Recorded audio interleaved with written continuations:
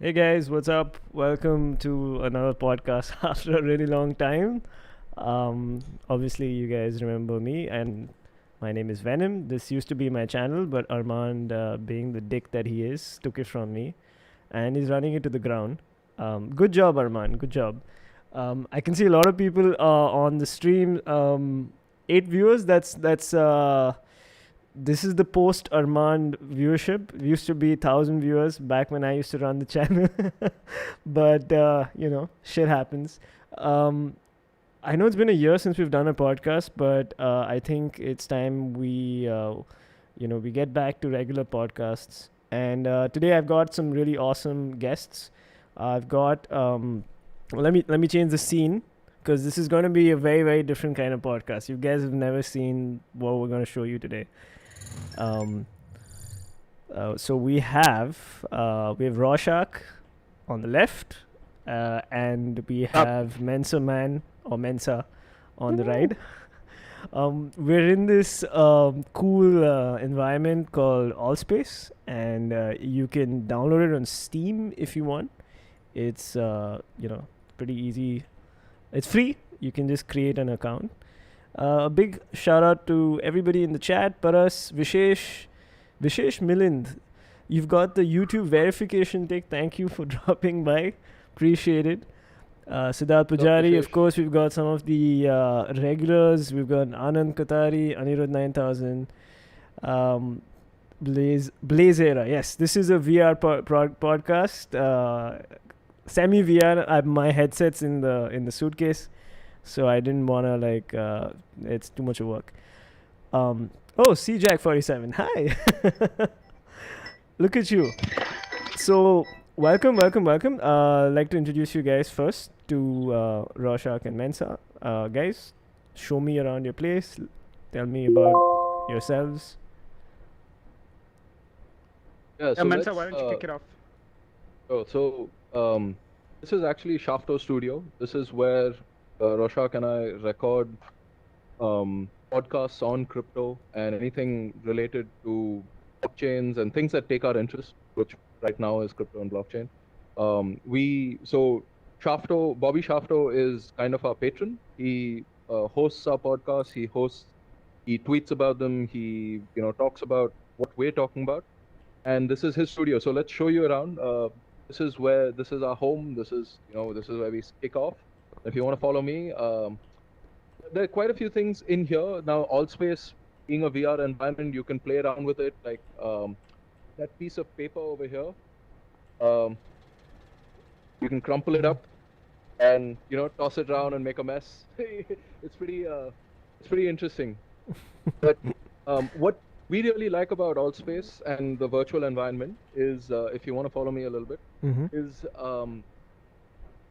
the scope it gives us to really build out the environment. Like we can add stuff, and I'll show you some of the things that Rorschach actually built out in our environment, and we're still working on customizing and really, making it our own. But that's one of the big advantages is you can make the environment however you want it, and then leverage that environment for all kinds of stuff. Okay. So now, and if you look around, like these billboards that you see in Allspace, these are events that are actually happening. So you can, you can go into any one of these events, hang out there. So let's say at some point, Rorschach and I are having a conversation about something. We want to go join somebody else. We can, and we can continue the conversation there. So there are lots of, pretty cool things that you can do in Allspace. One of my favorite things to do is this, of course.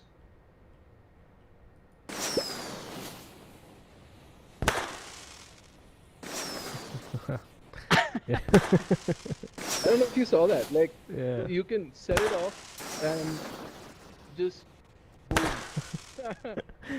Yeah, it's pretty cool. And then we play basketball sometimes. If you're interested, we can shoot hoops for a little bit before we go in. But over to our left, what you'll see is the studio where we do most of our recording. Okay. And you'll see some of the things that, Rorschach set up. We usually end up throwing the ball over the wall. I bet your neighbors hate you guys. Yeah, totally. All right. let's head over to the studio and Oh my god, look at all these graphs. All the nerds in the chat, I'm sure you guys are like getting excited. yeah. So this is actually something that Rorschach set up. So you don't get this in your default Allspace account. You have to set up a screen where you can, showcase things. It's not as simple as, like screen share on Meet or something like that.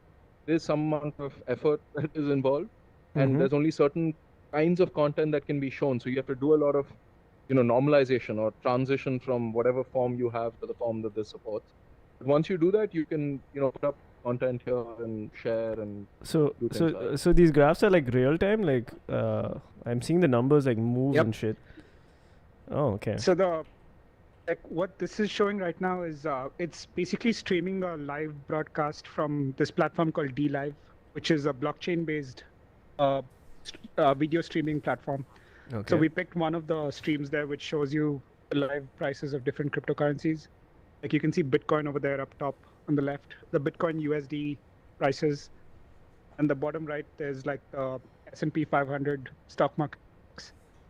So we like to talk a lot about crypto, and I'm constantly watching the crypto prices. So I figured this is a good thing to keep a live stream of. You can project pictures. You can project. Theoretically, you're supposed to be able to project like browser content also from your PC, but we haven't gotten that to work yet. Okay. Allspace VR is still kind of heavily in development. It was bought over by Microsoft a few years ago, and they're essentially developing this entire platform now. I hope They actually Microsoft went doesn't really buy cool. Discord, but yeah. No, these guys went bankrupt, so that's when Okay. Microsoft stepped in and took over. Okay. Yep. So the coolest thing I think about Allspace is that there's a lot of community rooms or user-created worlds, as they're called here. So you can do anything from, there are live concerts that happen in this virtual environment. There are meetups that happen. There are Toastmasters sessions that happen where people can essentially like kind of get over their fear of public speaking without the embarrassment of actually doing it as your real self. Okay. That's pretty cool. Like I've spoken to people from all over the world, strangers, had very interesting, detailed conversations about different topics. Nice. Quite fun. So it's like a VR clubhouse. I mean, yeah.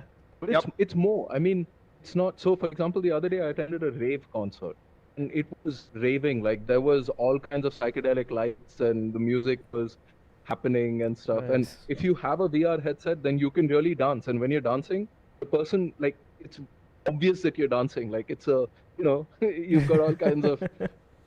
Yeah. So, and in the pandemic, it's been for me, it's been a lifesaver. Like I've interact with people on VR when I couldn't interact with them in real life. So cool, man. Cool. So, Yep. so let's get started with the podcast. We've got a lot of new people dropping by chat. Let's do it. Hey guys, what's up? Welcome to the podcast. Welcome to the stream. This is Rorschach on the left. We've got Mensa Man or Mensa on the right. And these guys run a podcast series which they just launched. I think how many episodes have you guys done so far? 3, right. So basically, just why don't you just tell us about your podcast and like what you guys hope to achieve?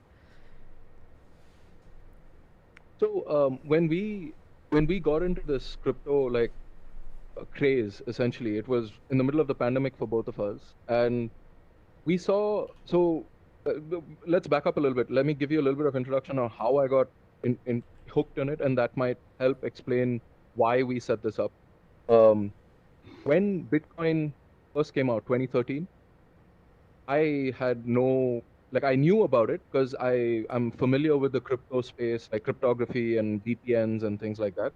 But I didn't pay attention to it. At that point, it was very much, it's just something someone created and it had no value to me.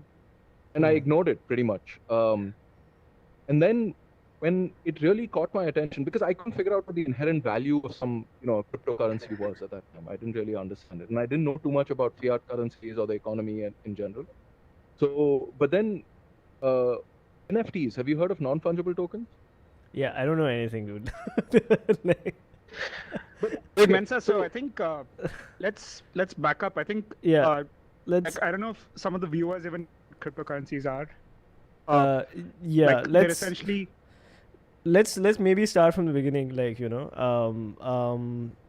I think let's like okay, what would crypto mean to like the average person or the average gamer? Like, let's start there, and then like go from there.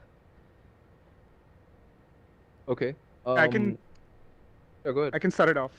So like let's talk about cryptocurrencies first. I think just briefly, cryptocurrencies are essentially a form of digital currency, and you might think of it as well, you might have a question about like, hey, all the currencies that we do have, like the US dollar or the Singapore dollar or the Indian rupees, you can transact digitally through your banks and through like Google Pay and whatnot. But the difference with what current sense of cryptocurrencies are is that it's completely like it doesn't involve any third parties or intermediaries. If I send Venom any cryptocurrency, it's directly between me and him. There is literally no other entity involved in the process. This whole thing became a rage. Like no other entity, like starting in a 2000 bank or like an like a bank institution or like or a a service. company like Google or PayPal. Right.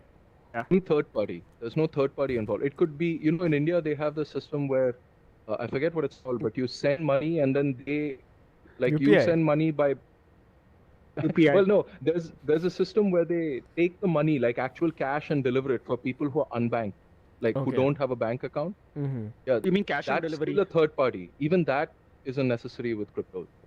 Okay. Yeah, so the way that it was conceived is that it is completely software based, and it's completely like an algorithm that runs on a distributed set of servers across the world. And it was invented by this unknown person, but the person or the group of persons calls themselves Satoshi Nakamoto. Like they just gave themselves a Japanese name, but no one knows who they are.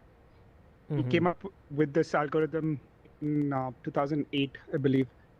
But the basis of that algorithm is something called a blockchain. Okay. So that blockchain technology is what has kind of brought in a whole set of new capabilities, both into gaming as well as into other industries. And it's kind of in the process of disrupting like finance, gaming, art, other kinds of media, Everything. streaming. There's competitors to YouTube that are coming up now. It's still in its early phases, I would say, but it's something that folks should definitely watch out for. You're going to be hearing a lot about this stuff over the next 5 to 10 years. Okay. Go ahead, So- you were saying? Blockchain is basically a ledger. Like it's term blockchain essentially tells you what it is. It's a chain of blocks, and each block is a ledger. Like you're storing information there. A cryptocurrency, for example, for Bitcoin, the blockchain or the ledger will store who owns how much Bitcoin, right? So it's just keeping track of when you transacted with the Bitcoin and things like that. But it's a general purpose technology, like the wheel or all kinds of internet. These are all general purpose technologies, in the sense that they're not confined to this one thing. You can use it to do pretty much anything and everything. You can store any information on it, like the rights to your house, right, can be stored as a blockchain, an entry on the blockchain, on a ledger. So the blockchain itself is just a ledger. And then cryptocurrency is an innovation on top of blockchain, which uses concepts like game theory and tokenomics to create an environment or an economy in which people can derive financial independence. Okay, so to I'm gonna stop you guys there. How many of you guys in chat like understand what Rorschach and Mensa are saying? If you guys are not like following at all, like you need us to like talk about things like what is a ledger, like this the basics of stuff like that. Please go ahead and ask us, because like because otherwise the rest of the podcast is not gonna make sense. Okay, so And we're happy to go into the details. Do you guys have like maybe some images or something like a picture? Okay, so Blazera says he doesn't know what a ledger is. GGC expert is not able to understand what we're talking about. So let's try to simplify this. Yeah. Let's maybe explain what blockchain is. What is blockchain? Or a ledger. Let's start with a ledger. So in any kind of transaction, like when let's say you and I are going to buy or sell something, right? What's a record that first of all, like let's say we're going to buy and sell a cycle, right? I own a cycle. I'm going to sell it to you. What's the record that this transaction took place? Like you bought that cycle from me. Where is this today? Let's say I'm a shop selling a cycle and you're buying it from me. How would you record this? Like where would this record happen? Like where would this information get stored? Right. In your bank statement? Yeah, kind of. So the bank kind of acts as a validator that you paid me a certain amount of money, and in that transaction, it's recorded why that transaction happened. So if I'm a cycle shop, then the bank will record that the payment was made to the cycle shop, and you received a cycle in exchange, right? So ledger is what is where this information is getting stored. It's essentially record of any transaction. It can be back in the day, like olden days when we had shipping and stuff. Ledger was handwritten. Like accountants would keep books, and that's where the term bookkeeping comes from. You would keep entire books of information recording every minute transaction of usually goods, finances, money, etc. Do you want to add anything to ledgers? Yeah, it was. I think like ledgers are more often used in like in companies or with banks that have to keep a record of a whole bunch of different transactions. So at the end of the day, you know how much like profit you have or how much loss you have or what your expenses were versus what your income was. So it's like bookkeeping. Is it like records. Bookkeeping basically? Like one of our people basically, in the chat the is entire asking. thing is called a ledger. Okay. All right. It's like bookkeeping. Okay. For different assets. Okay. So now that we know what a ledger is, okay, let's go to like blockchain. Because I think a lot of people in the chat would want you to, maybe explain that. Roshak, maybe you can run us through what is a blockchain. Yep. So traditionally, like Mensa was saying, these ledgers were basically kept manually handwritten and hand curated. And fast forward to the digital age where we had banks that are online and like transactions that you can do online. Banks essentially have huge sort of software databases that record these transactions. The problem is that these databases are completely sort of central. They're completely within the bank's premises and the bank's control, right?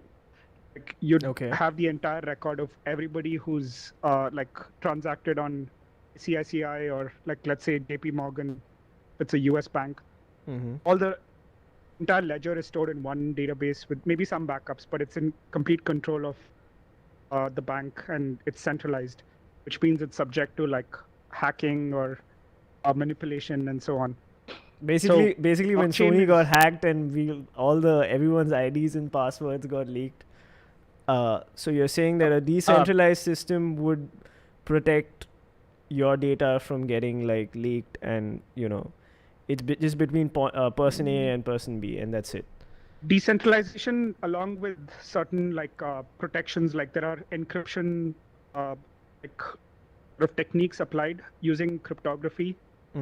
Cryptography is a field in sort of computer science that essentially is studying how data can be secured and not like if only when you send data over the internet, you need to kind of secure it in some way so that any Tom, Dick, and Harry can't snoop into the data. You don't want them looking at your password that you're sending to a website, right?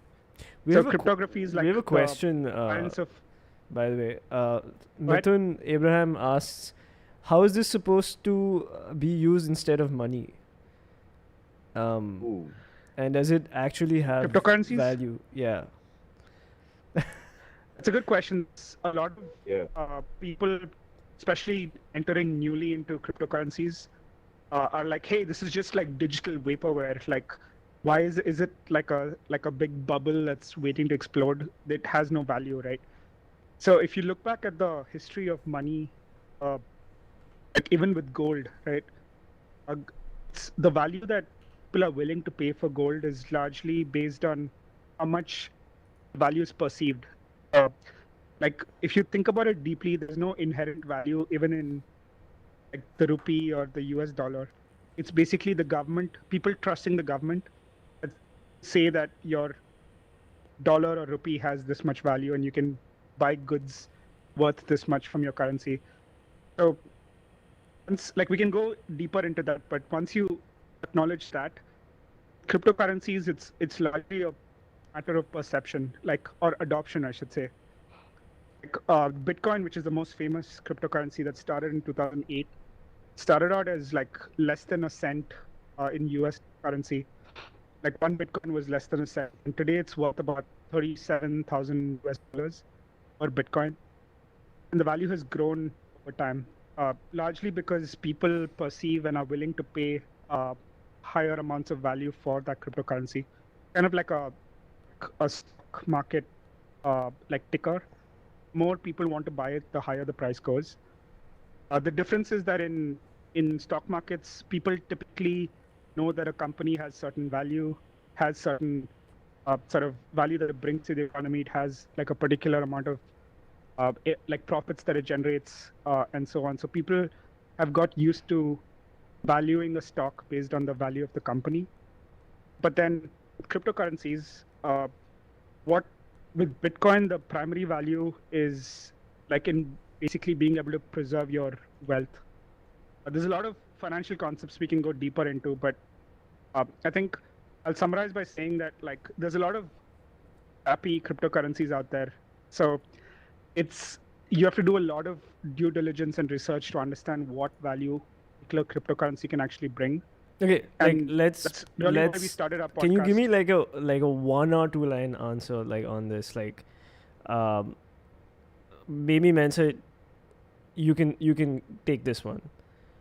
How would, just to re sort of answer Mithun's question, which is in the chat, Yeah. how is this supposed to be used instead of money? I mean, in let's look at, okay, there are some countries I think who are like saying, hey, you can, we're now accepting, was it Ecuador? I'm not sure. Some countries, El Salvador, yeah, who are saying that, hey, we're going to accept cryptocurrency as money. Okay. Yeah. What does this mean to the average Salvadorian who has a certain amount of crypto money, and how how does it change their lives basically?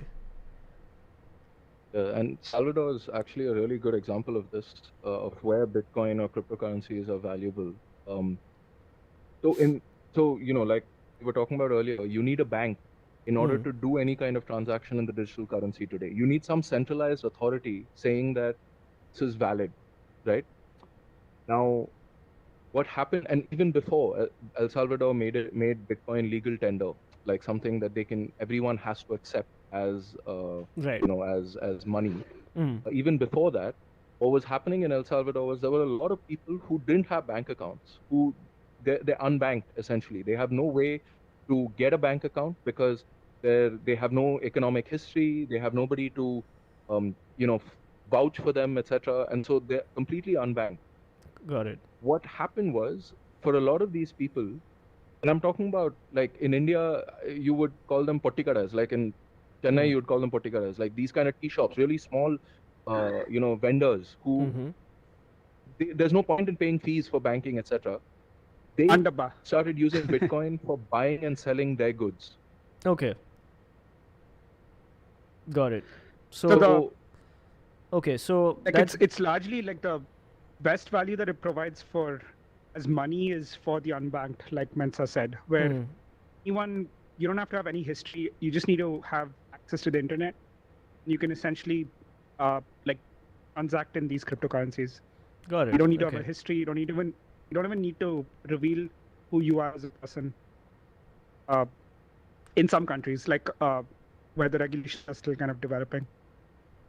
Well, Got it. I mean, I would add to that yes, that is one of the biggest values, but I would also add that it has tremendous value to unbanked in hedging against inflation. So Rosha kind of touched on this a little bit, but when you have fiat currencies like the dollar, the rupee, or anything like Singaporean dollar, etc., Mm-hmm. fiat means a legal mandate. It means the government has said that this has to be accepted for all transactions, right? That's why it's called a fiat currency. Now, the the whole challenge with the fiat currency is you're now dependent on the government to regulate its value. The government can control when the value goes up and down by either printing a lot of money or by reducing the amount of money that's in circulation, by destroying it, essentially. Mm-hmm. So, so this is now, take for example what's happening in the US, right? Because of the pandemic, the economy has gone down. There's not much production happening. There's not much actual goods being generated because of the pandemic, right? Mm. But in order to sustain everyone's livelihood, the government is printing trillions of dollars, and then they're handing it out to people to spend, buy the goods which have already been produced. So this money, that $1 trillion that the government just printed, isn't tethered to any real world value. There's no good that was produced for that $1 trillion. It was just printed willy-nilly by the government and handed out to people so that they could, buy food and keep their families going. Now, it might have been necessary, it might not have been. That's a deeper economic debate. Much bigger minds than us are still debating it, like whether this kind of inflationary tactics are helpful to society or not, can be debated. But because of this, the consequence of this to us who maybe own dollars or rupees or whatever other fiat currency we have, is that the value of the currency is now going down.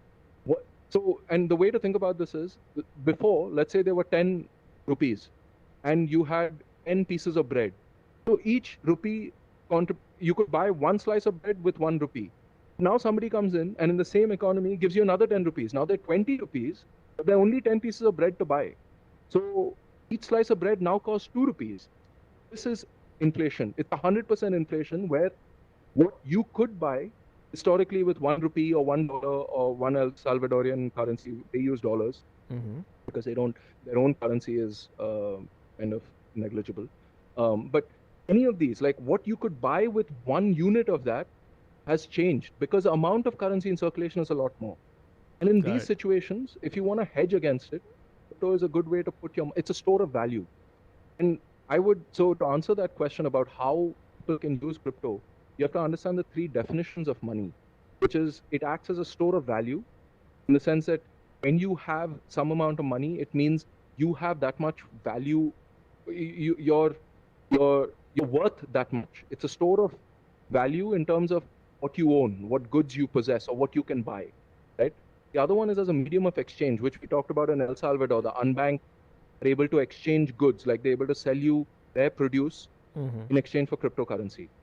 And the last one is, what's the last one? I keep forgetting. So store unit of value. of account. So it's a unit of account.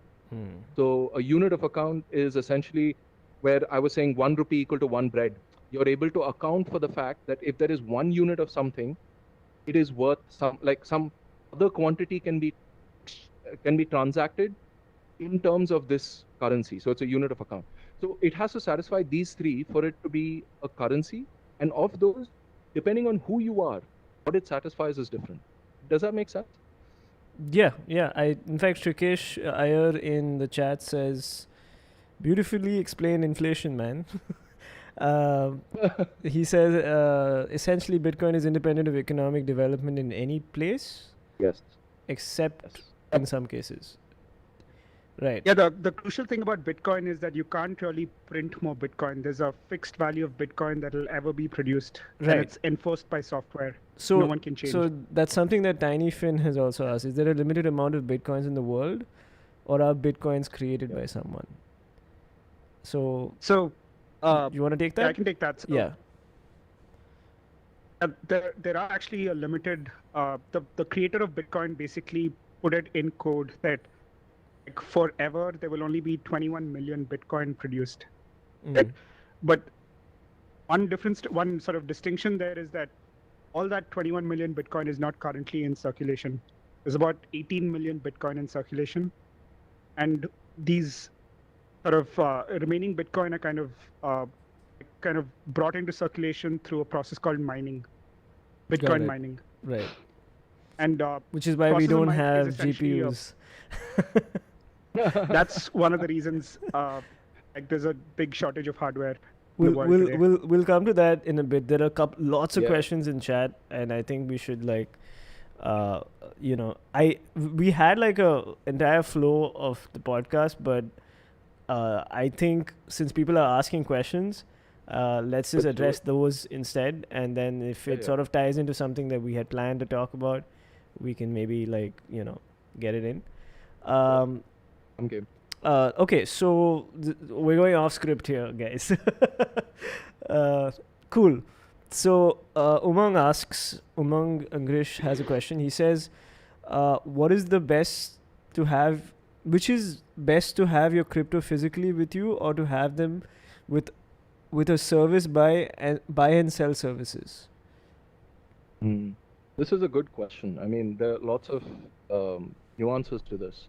Yeah, you wanna? Yeah, I can probably take that. So there are a lot of nuances. I think as a new person entering into cryptocurrencies, you're probably better off buying and selling cryptocurrencies through an exchange.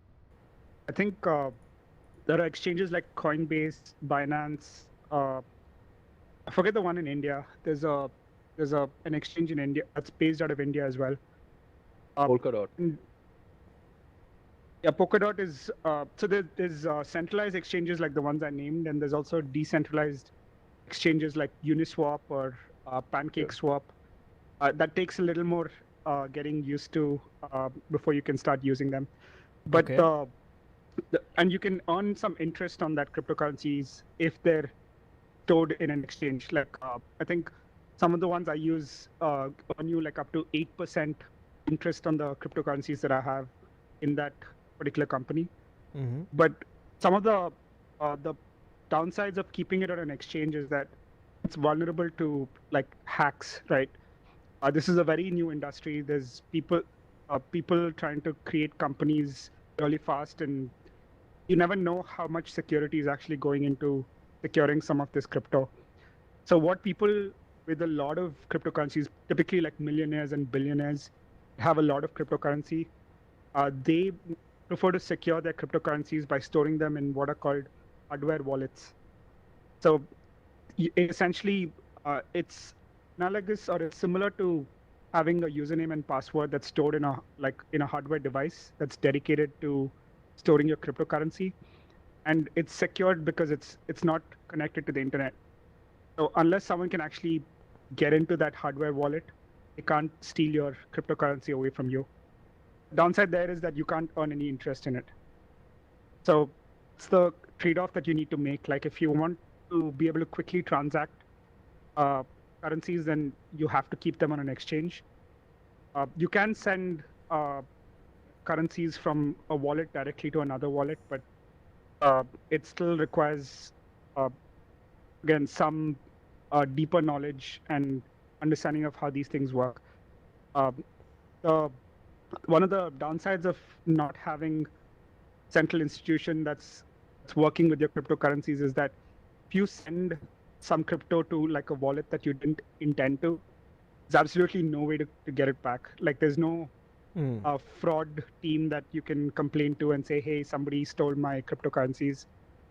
So those are kind of the trade-offs. Like typically they're kind of called cold storage, where you can secure your crypto because you just want to buy it and keep it for the next 10 or 20 years without actually selling it. Yeah, I hope that answers the question. Umang, I hope that answers the question. I mean, add a little bit of color to that. Like, I think what's important there to really recognize are the terms of wallet, which is like an address. It's like your URL. If you in the current internet parlance, if you have a website, then there's an address, and that's essentially your wallet has an address.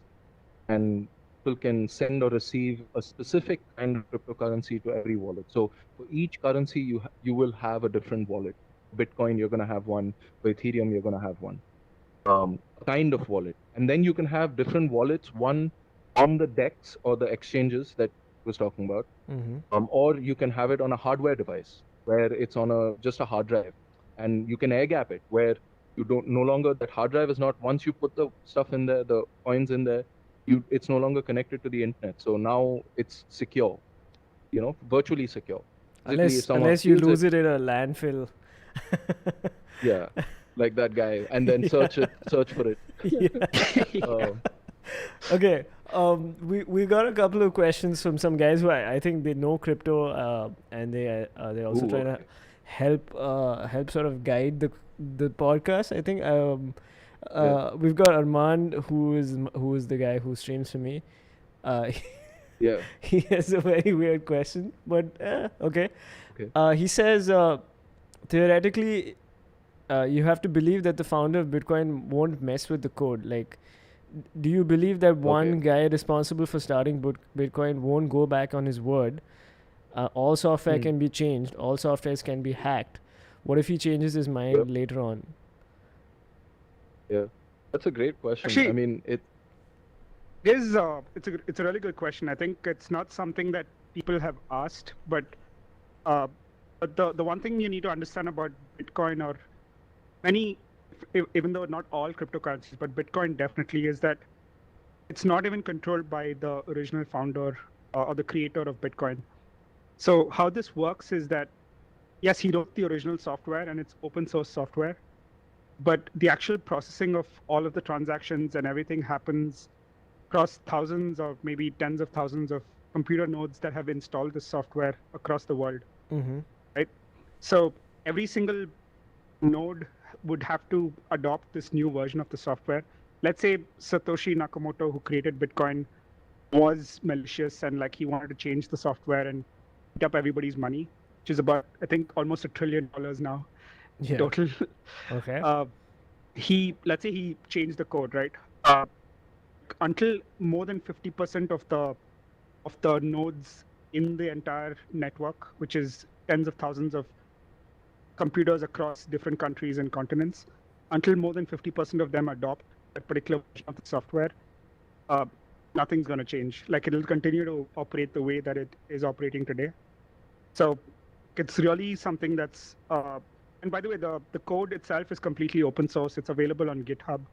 So anyone can go inspect it and see what the code is doing. But it's different from traditional software where typically like a major company like Facebook or Google can just like change the algorithm and then everybody has to adopt it. It's not possible with decentralized software like Bitcoin. Okay. So I hope that answers your question. Yeah, sorry. No, there's actually more. Like to that question, the answer really, so that's one answer. One part of the answer is that,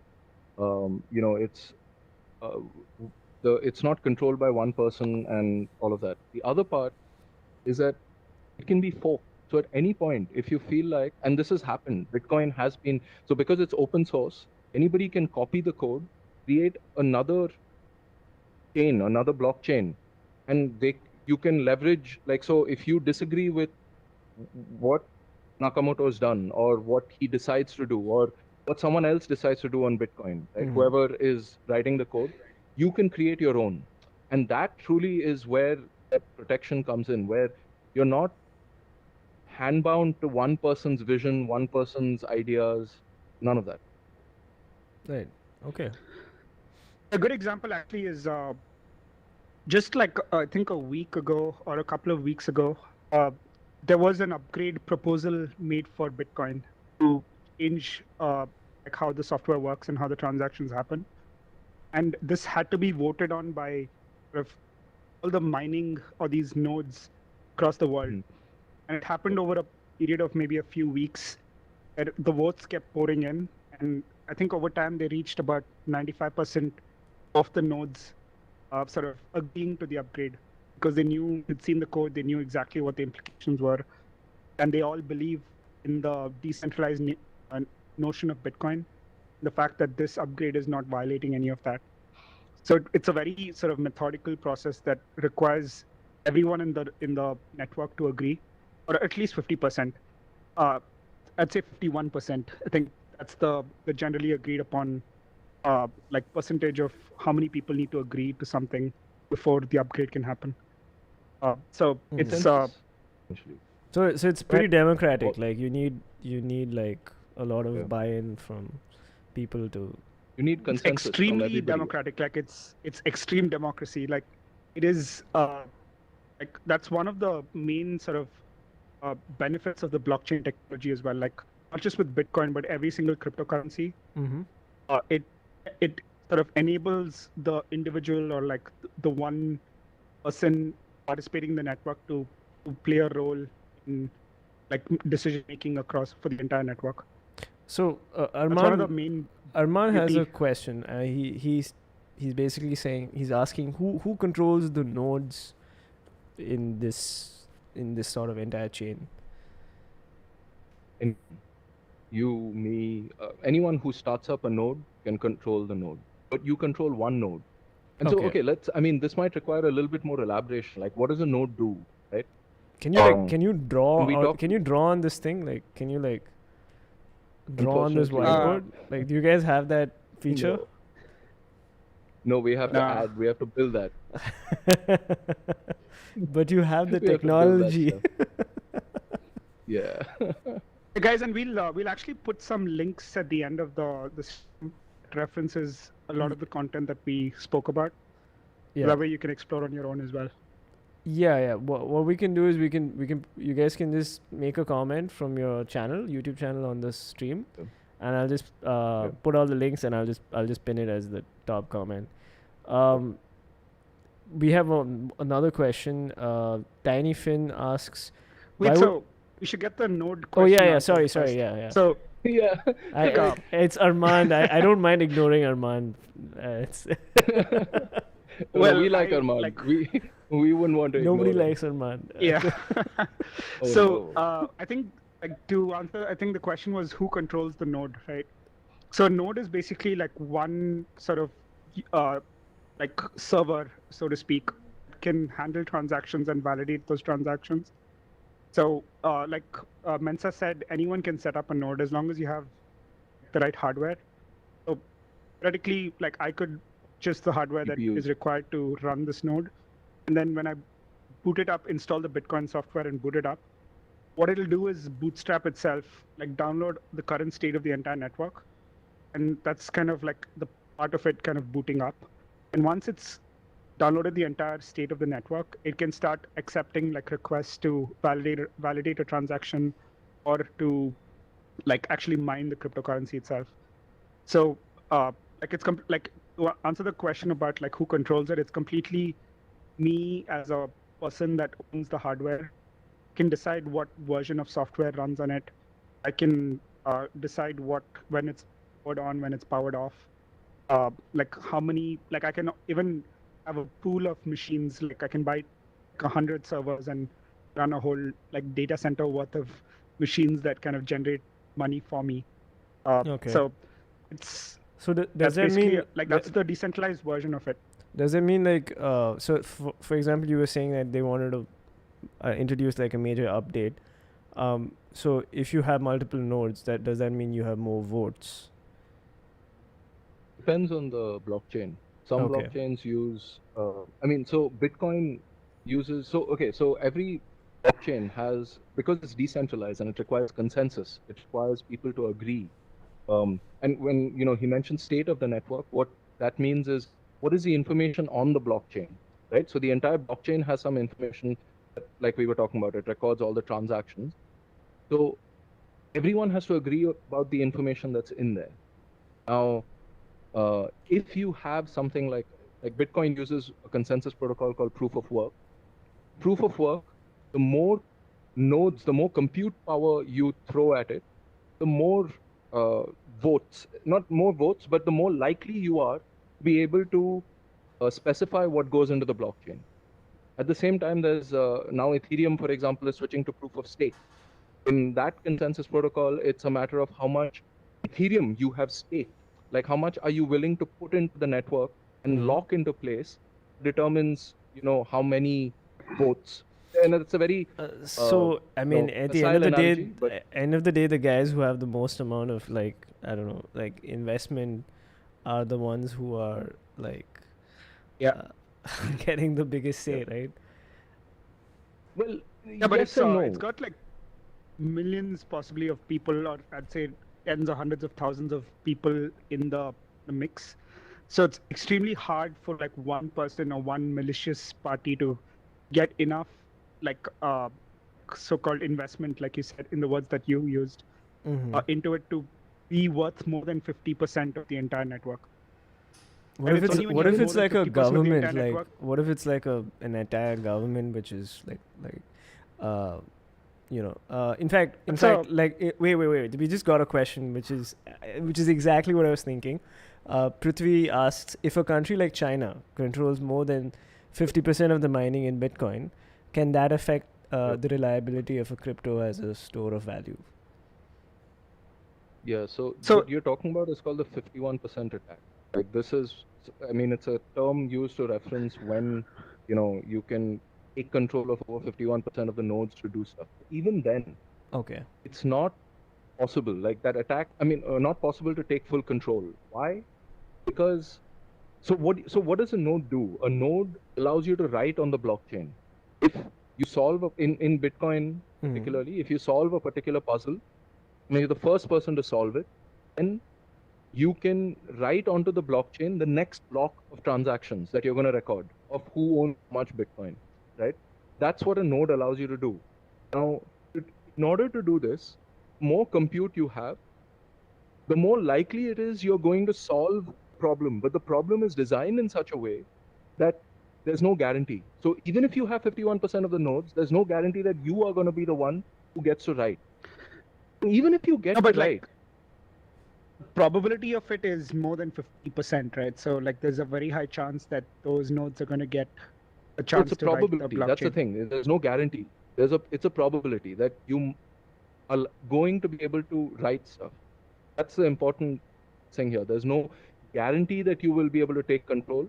And even when you increase that probability to very high, there's still, what are you going to do with that probability? You're going to write transactions.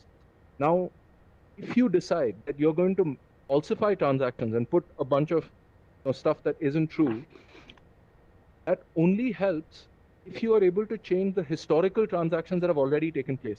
If you're going to put in some new transactions that are false, then the impact that you have on the blockchain or the network is not that high. It's not relevant. So in order to really be malicious and screw around with the blockchain, you have to undo all of the transactions or some of the transactions in the past.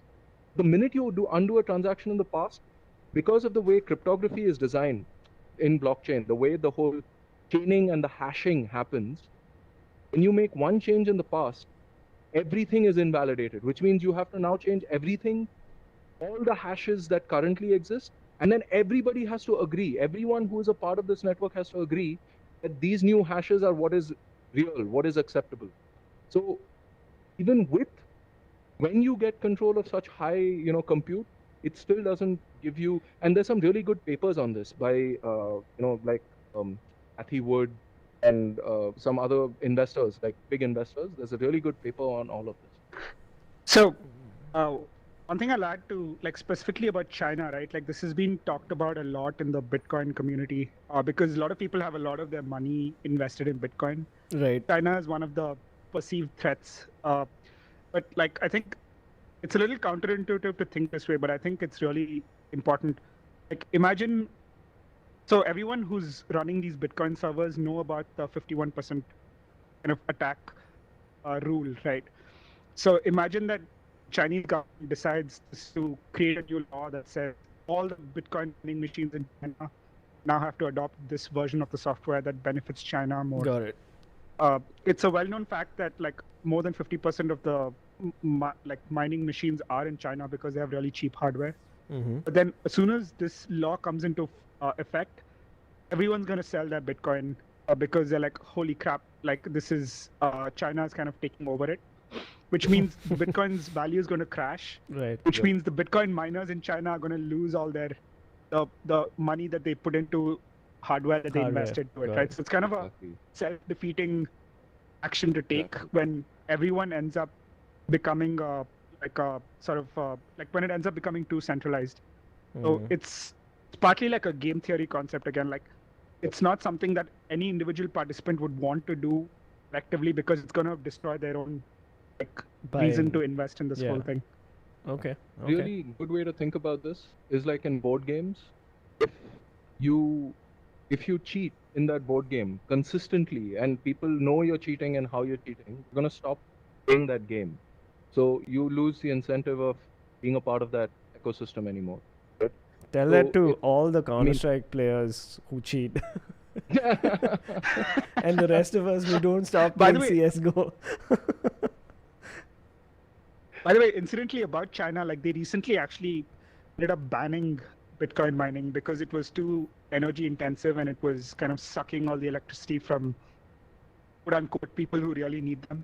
Okay. So a lot of the mining hardware is being shipped out of China right now to US, countries like Kazakhstan, Iran, different parts of the world because China is kind of cracking down on Bitcoin See, mining. Rorschach, you So- say that, but I ordered an RTX 3080 Ti, and I was told yesterday that I'm not getting my GPU because it's not available anymore. So like, I don't know. So that should change. it's an though. interesting, like, Bitcoin is not to blame though for your hardware shortages. It's Uh-huh. more Ethereum that's anymore. to blame for your RTXs being like hard to find right now. Okay. In fact, The Economist, the sort of digital paper, The Economist, or the news paper, Mm-hmm. they put out an article like 2 days ago talking about this exact thing, which they essentially said that because of the rise in Ethereum mining, and Ethereum mining can be essentially done on these GPUs. Okay.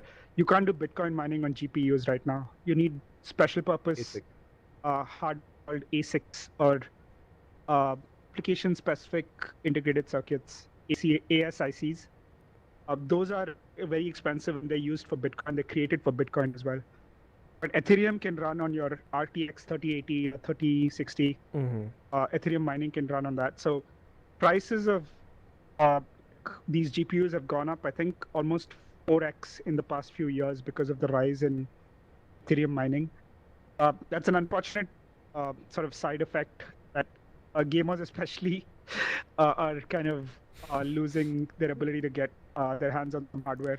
Yeah, man. There's a similar other cryptocurrency called Chia, EHIA, that relies on storage, like hardware storage instead of compute power. Mm. But the viral spread of that cryptocurrency has resulted in a shortage of SSDs because everyone's like buying cheap SSDs because the profits they make out of mining those cryptocurrencies are more than what they would otherwise use that GPU or hard disk for. Okay. So There's a it's, there's a interesting- group of my friends who are watching this podcast, by the way, guys, and they're having like their own separate discussion, and they're not having it on the live stream, which is pissing me off. But I'm just gonna like dip Hey, into their questions. we all love the decentralized nature of these things. So, one second. Hold on. I dialed my dad by mistake. Sorry. Oh my. Okay. Yeah. So, Arman raised a question, saying, "What happens when a bunch of node owners get together and decide to change shit?" Change what? What do you want to change? That's the important question. Like, are you looking to change the software that the code that the blockchain runs on, or are you looking to change transactions in the Software. blockchain? I think this was, this is more about the software angle. So, a node owner, I mean, if they change the software, that software still has to be adopted by every other node in order for that software change to be effective. So what about like a So virus attack or something like that, where you hit multiple nodes because you're connected through some sort of what is it, the hash? So I mean, I'm Yeah, not a a software lot of engineer, so is this something that is possible to do? So, like, I think this kind of requires a little bit of math and basics of cryptography, at least. Like, Okay. even if everyone trusts that the password they enter on like your like on Facebook or Google Right. is not going to be like just leaked willy-nilly to some other third party, right? Mm-hmm. Like, how is that secured? Like, how is the password that you type on your PC that gets sent all the way to Google servers or Yahoo servers?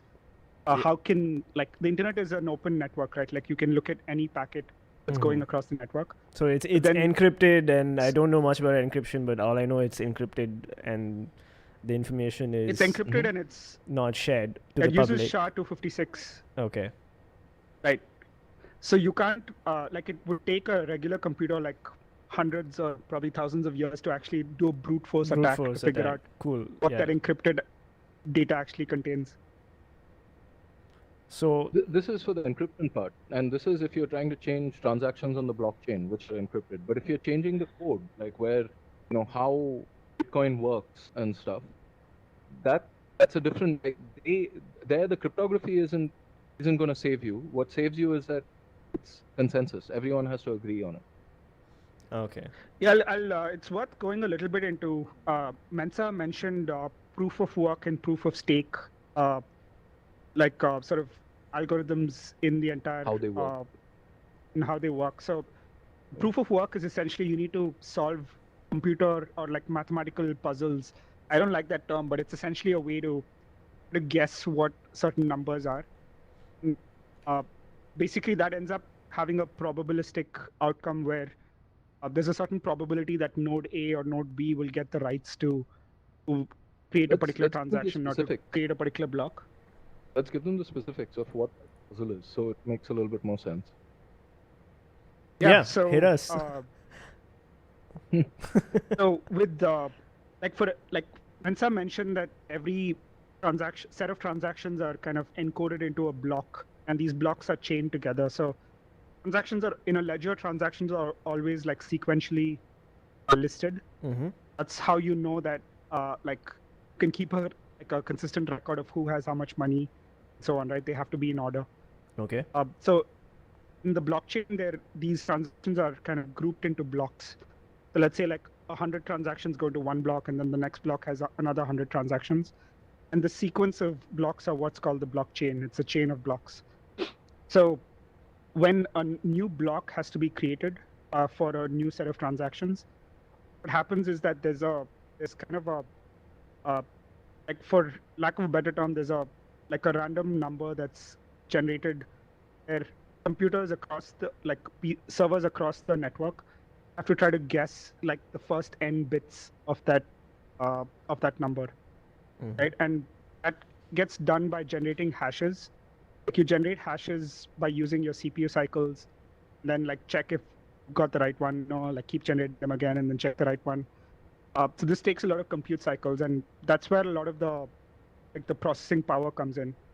I'm describing the proof of work algorithm, by the way. So each of these nodes are trying to guess the number, and because of the way that these numbers are distributed, there's a particular probability that each node is going to be able to guess the right number. The more compute power you have, the more guesses you get that number, the higher the chance of you getting a chance to mine a particular block. Right? Okay. This is where a lot of the compute power and the electricity consumption happens for Bitcoin, where computers across the world are basically just spinning cycles and consuming power trying to guess numbers. And most of that sort of computation goes to waste. Like, only like one node gets to actually mine a particular block out of the tens of thousands of servers. So some people have concerns with the amount of electricity and power that this consumes and its impact on the environment. There was another algorithm that Ethereum is going to move to soon that was created a few years ago called the proof of stake algorithm, where like these nodes essentially stake their Ethereum against the network. It's a different way of saying putting this amount of collateral with the network to sort of vouch for my validity in it. So in case I end up doing something that the other nodes that are validating the transactions that I create, I'm willing to lose all of the amount that I've staked, right? So the higher your stake, the higher your chances of getting. What was that? You could. I'm pretty sure I thought I muted myself. Nothing. My parents are calling me for dinner. I am so sorry. No worries. I muted. We'd love to I join you muted for dinner. myself on stream though, so you guys didn't hear it. But Okay. I forgot that. See, listen, guys. This is why we need to do this on Discord, okay? Because I'm not used to this. Please continue. No worries. No worries. So yeah. Yeah, so those are the ways that these sort of consensus algorithms work. So it's very, very difficult for like a bunch of people to get together. Even if like, how many people can you actually end up getting to collude with your malicious practice, right? Like there are tens of thousands of servers in the world spread geographically. No, I mean, It's almost it impossible can to be get. like, hey, okay, like all the NATO nations decide, okay, let's do this. Or the EU decides, let's do this. I mean, this has to be done at like a state level, It cannot be done, or it has to be done in a very sci-fi corporates, where corporates are at wars with each other. It needs to be done at that level. It can't be like a group of people who are just doing this, Yeah, but like I mentioned, like it's gonna be kind of self-defeating for the entire network if you do it. So they're gonna be destroying their own ability to make money out of this. Or the way. That's it. I think like there's always like the possibility of some kind of a black swan. No one knows, and no one so far has been able to find a bug in the Bitcoin code. Then somebody down the line, you know how bugs are found out like decades sometimes after the software is written, because not enough people have like sort of scrutinized the code enough. So that possibility always exists in terms of a bug. But I think the open nature of Bitcoin means that the code is out there. So many people have invested their money in it that they've kind of poured through their resources in trying to make sure that the code is safe.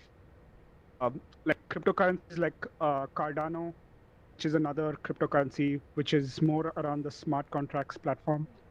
They use programming languages that are inherently like validated. They don't allow you to introduce bugs into the code. So it's a very like active community of software engineers and scientists who do a lot of mathematical and theoretical research into this, prove mathematically that this is not possible to happen, or the probability of this is like extremely low, that you might probably get into an accident or like get hit by lightning before anything else happens to your money. Okay. Guys, I'll be right back. I just need to plug in my headset so that we don't lose power. Just give me a second. Yeah. Okay, so I'll talk to Rorschach while he flies into the wall. Okay, let's talk Any other about questions? let's talk. No questions so far. There have been a couple of comments which I guess we could read. Let me just scroll up. You guys interested in gaming and blockchain? Because I know your channels are primarily a gaming channel. A gaming channel, but we weirdly haven't gotten any gaming questions yet. Mayank Jairaj says it won't be as beneficial for countries, blah blah blah. I guess he mostly agrees with you. Anirudh 9000, a lot of vendors have started using crypto as payment, but in a country like India, can a vendor actually use crypto to receive payment and not deal with the government? Not have to deal with the government? Well, yeah, I mean, that's something that we also wanted to talk about, is like, what kind of regulations do you see the Indian government putting on crypto, and like how viable is it for Indians to like, start having this currency as a, I don't know, alternate currency or whatever, Yeah. Yeah, that's a good question. It's an actively evolving space. I think the Indian government has gone back and forth on so-called banning crypto assets. Their latest message actually was that they're going to figure out ways to regulate it so that it can be legalized. For the longest time, and I was really pissed off. I have an Indian bank account, but then it was hard for me to transfer it to one of the cryptocurrencies that I wanted to buy, because there was this big warning box that popped up when I tried to transfer my money from the bank account to the crypto exchange. Okay. That said, dealing in virtual currencies is not like allowed by this bank, and you'll have some actions taken against you. Okay. I was like, holy crap! So Shit. I didn't do it at the time, but then more recently, there's been sort of messaging put out that trying to figure out how to regulate this. I think like you'd think that regulation is bad for this industry, but it's actually a good thing, depending on what the regulation is. Like you don't want cryptocurrencies to be completely like in the Wild West where no one knows what's happening, and like there's this dark money and criminal activity that's happening, which can like siphon off like tax evaders and like can help tax evaders evade taxes. Like those are the kinds of things that are going to be detrimental to society, right? So Why some is kinds of why is regulations, Mensa like, standing so close to you? I don't know. Hey, buddy, you want some of this? Like, We'll just are you here? I don't think he's here. Yeah, I think he's okay. This green guy is like really creepy. He's just a camera, right? He's just like sketchy watching us. I know, right? And his eyes move like it's just like it's always ever so slightly his pupils are moving. It's creepy. Yeah, the pupils move to whoever's talking automatically. Okay. You just Alright. built that into the game. Creepy. Mensa, creepy. you're What's up? like Are you back? above You all got of really us. close to Rorschach, I am. so like we were like, this is Is a he kids moving around? this is a kids channel. I got a little sexual. Okay. okay. Yeah. I'll be more careful with my tendencies. But I'm actually struggling with some battery issues, which really shouldn't have happened. But anyway. Okay, I think we've it's So we should we should start wrapping up also in general, because let me wrap up on the Indian regulations piece Yeah. of it. I think like it looks like there's positive. You're getting too close to me now. Sorry, I'm just messing with you. Yeah, But what it looks like is that the Indian government is slowly kind of getting, like especially as other countries legalize and adopt Bitcoin more like heavily, Indian government is also realizing that they're going to be left out in this race, because it's kind of a race to get governments to both have their citizens buy the cryptocurrency as well, have the government itself hold a lot of Bitcoin so that value of their treasuries go up. So the Indian government has kind of realized this, and they've kind of back foot on their banning cryptocurrencies approach. They're saying like, wait it out. We know it's required for innovation in like the digital space, and we don't want to deprive our citizens of like all of this innovation as well as the ability to make money with this. So they're waiting to kind of come out with more strict regulations. So I think at this once they stage, figure out a way to it's tax good us, I guess it should be fine. basically, yeah. Yeah. Right now, Bitcoin or any crypto is considered like the same as property. So Yeah. whatever kind of it, when you have realized gains, you get taxed as capital gains on it. Okay. So But it's a lot of money that the government can it's make, not and- legal tender, right? Like in India yet. Not in India. Yeah, it's not legal tender. El Salvador is the only country that has mandated it as a legal tender, Mm-hmm. which is debatable about having mandates in a decentralized world. But we can talk about that if in our next meetup. Or you guys can also check out our podcast where we Yeah. put out content every now and then. Yeah. Let's go to the shout out part of the podcast. Guys, there's a link in the description. Go subscribe to Rorschach and Mensa, the R&M podcast. And if you guys want to like learn about other stuff like AI and what was the other thing that you guys like talking about? VR. I mean, okay, yeah, we're in a VR space. Go check them out. And do you guys are mostly talking about VR in what capacity? So it's kind of like this cryptocurrency kind of exploding in the space. Like VR has also taken a boom in terms of trying to get like an entire like economy set up in the digital space where people have like personas and like you can actually vouch for people's skills. So it's broadly kind of falling into the metaverse. I'm just throwing to jargon at you guys. If anything interests your So any of this is then gaming related, come check us out. or is this like going to be? Some of it is. Some of it is. Okay. Blockchain is going to have a pretty big impact on gaming as well, especially if you are the kind of person who deals with collecting collectibles within games, or doing transactions within games. It has a lot of impact on that industry. I think that's And it's that's not a just very interesting topic that even one of my friends Mithun was telling me about. That this is something that you guys should like, because I work for a gaming company. I work for Garena. They make the game Free Fire, and it's pretty popular in India.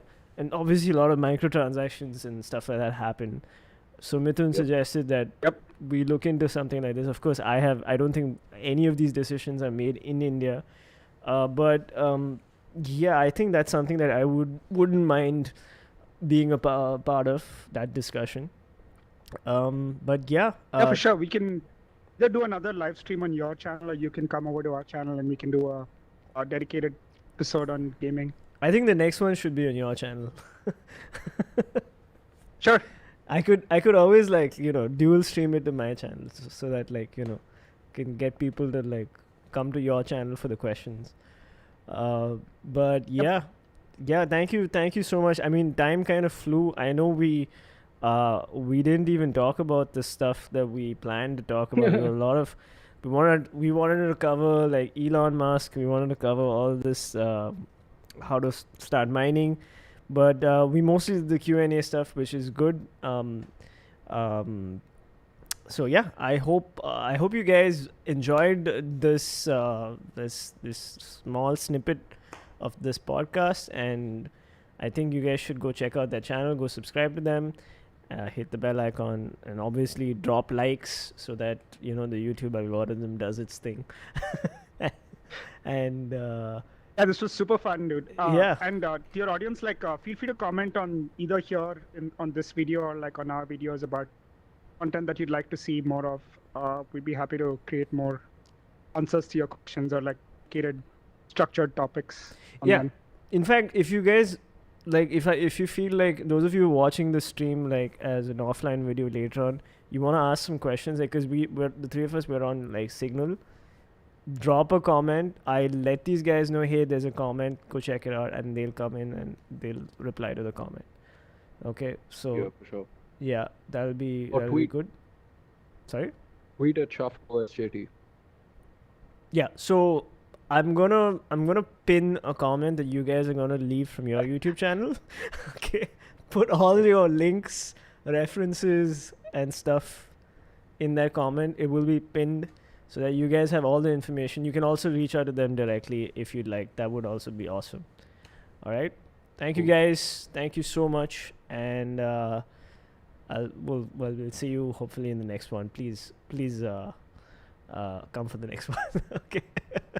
Yeah, thank you. Thanks for having us, and thanks to your audience for listening to us through this. Yep. Thank you guys. Bye-bye.